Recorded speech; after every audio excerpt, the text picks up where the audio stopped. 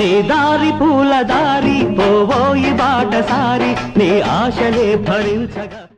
నమస్తే, నా పేరు ఎంవి రఘు. నన్ను ఛాయాగ్రాహకుడిగా తెలుగు ప్రేక్షకులకు పరిచయం చేసిన సినిమా చిరంజీవి గారు నటించిన మగమహారాజు.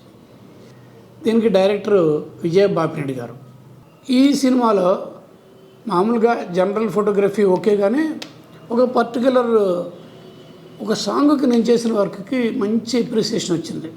ఆ సాంగ్ కూడా అప్పట్లో సూపర్ హిట్ సాంగు. చిరంజీవిని ఒక రేంజ్కి తీసుకెళ్ళిన అంటే పెర్ఫార్మెన్స్ యాంగిల్ అనమాట సాంగ్. నీ దారి పూల దారి అనే ఒక సాంగు. నీ దారి పూల దారి పోవోయి బాటసారి నీ ఆశలే ఫలించగా ఫలించు విజయ భేరి నీ ఆశలే ఫలించగా. అది చక్కటి ఫ్యామిలీ సబ్జెక్ట్ అని చెప్పాను కదా. కొంత ఫైనాన్షియల్ ప్రాబ్లం వచ్చినప్పుడు అక్కడ పోటీ జరుగుద్ది. సైకిల్ ఇలా నాన్ స్టాప్గా ఇన్ని గంటలు తిరిగితే 10,000 ఎంతో అమౌంట్ అంటే చిరంజీవి తను ఆ పోటీకి దిగుతాడు. ఫ్యామిలీ మెంబర్స్ అంతా వద్దన్నా కూడా లేదని చెప్పి దిగి చాలా అద్భుతమైన ఎమోషనల్ సాంగ్ అది, నీ దారి పూల దారి. దానికి నేను ఒకటి బాపిరెడ్డి గారికి సజెస్ట్ చేశాను. సార్, చాలా చక్కటి సాంగ్ అండి, సినిమాకి సక్సెస్ అవ్వడానికి ఈ సాంగ్ కూడా కారణం అవుతుందండి. మీరేమనుకోపోతే మీరు ఊరికి క్రేను గీను ట్రాక్ అండ్ ట్రాలీ కాదండి, వాటితో పాటు నేను సెపరేట్గా ఒక రిగ్ చేయిస్తానండి. సో దట్ చాలా క్రిటికల్ షాట్లన్నీ నాకు మైండ్లో ఉంది. ఆ సాంగ్ వింటాను కదా రెగ్యులర్గా, ఎలాంటి పొజిషన్లో కెమెరా పెట్టగలే ఆలోచన నాకు ఉంది. దానికి నేను ఒకటి చేయిస్తానని చెప్పి క్రేను లాంటిదే, బట్ కాదు, క్రేన్ కాదు అది. కెమెరాని ఎక్కడైనా గ్రౌండ్ లెవెల్లో పెట్టచ్చు. చిరంజీవి గారు సైకిల్ తొక్కుతూ దాంతోపాటు 360 డిగ్రీ వెళ్ళొచ్చు. చిరంజీవి గారు వెనకాల హెడ్ మించి ఎదుర్కొంటే సైకిల్కి ఉండే మిర్రర్లోంచి ఆయన తలకాయ ప్లస్ ఫేసు, అలాగా మంచి కంపోజిషన్స్తో వచ్చే ఒక ఆ రిగ్ నేను తయారు చేయించి ఏమాత్రం వద్దన్నారు. ఇంత ఇదిగా దీనిదే ఉందా నువ్వు చేయించా అన్నారు.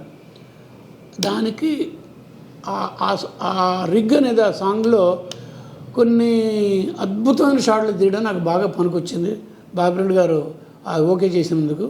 తర్వాత ఇంకో విషయం చెప్పాలి. ఆ రోజుల్లో నేను వాడుతున్న కెమెరా అప్పుడులో పాపులర్ కెమెరా యారీ 2B అని చెప్పి, అందులో ఈ కంటితో చూసే పెరిస్కోప్ అంటాం, వ్యూ ఫైండర్ అంటాం కదా, అది బాడీకి ఫిక్స్ అయి ఉంటుంది, పైకి కిందకి రాదనమాట. ఆ మోడల్స్ ఇక రాలా అంటే దాంట్లో చూడాలి. హైట్ వెళ్ళి టిల్ డౌన్ చేయాలంటే స్టూల్ వేసుకొని వచ్చి టిల్ డౌన్ చేసి ఇలా చూడాలి, కింద నుంచి పైకి చూడాలంటే గ్రౌండ్ మీద చూడాలి.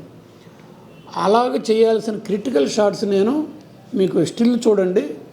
నేను తలకిందులుగా పడుకొని గ్రౌండ్ లెవెల్ రివర్స్లో పడుకొని గ్రౌండ్ లెవెల్లో ఆల్మోస్ట్ మట్టి కంటేట్టుగా కెమెరా పట్టుకొని మిగిలిలో నన్ను పట్టుకుని వెనకాల మూవ్ చేస్తుంటే ఆ సైకిల్ రౌండ్ వెళ్తూ ఉంటే అలా కొన్ని షాట్లు తీయాల్సి వచ్చింది అనమాట. చాలా రిస్కీ షాట్లు, చాలా డైనమిక్గా వచ్చిన షాట్లు అనమాట. అది నాకు మంచి పేరు వచ్చింది. ఆ సాంగ్ మీరు చూడండి.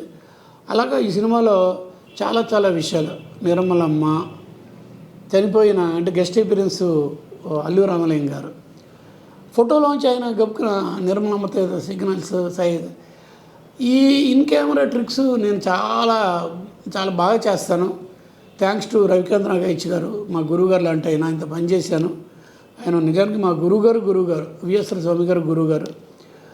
సో ఆ ఫ్రేమ్లోంచి ఆయన మాట్లాడడం ఇవన్నీ చేసేసి మొత్తం మీద మంచి సినిమాకి ఫస్ట్ టైం నన్ను పరిచయం చేసిన, ప్రపంచానికి కెమెరామెన్గా ఛాయాగ్రహణం ఎంవి రఘుని పరిచయం చేసిన మొదటి చిత్రం ఇది.